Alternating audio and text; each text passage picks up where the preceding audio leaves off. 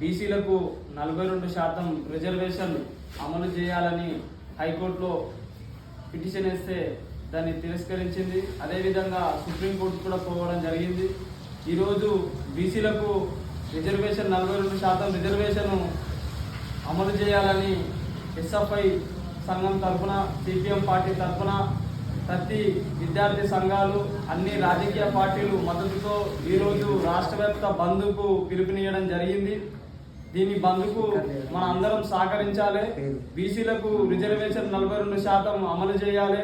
ఈరోజు అణగారిన వర్గాలు బీసీలు ఈరోజు ఇప్పటికీ ఒక సర్పంచ్, ఒక వార్డు మెంబరు, ఒక ఎమ్మెల్యే కానీ ఇబ్రాహీంపట్నం కాన్స్టిట్యున్సీ లో ఇప్పటి వరకు ఒక బీసీ ఎమ్మెల్యే కూడా లేని దాఖలాలు లేవు.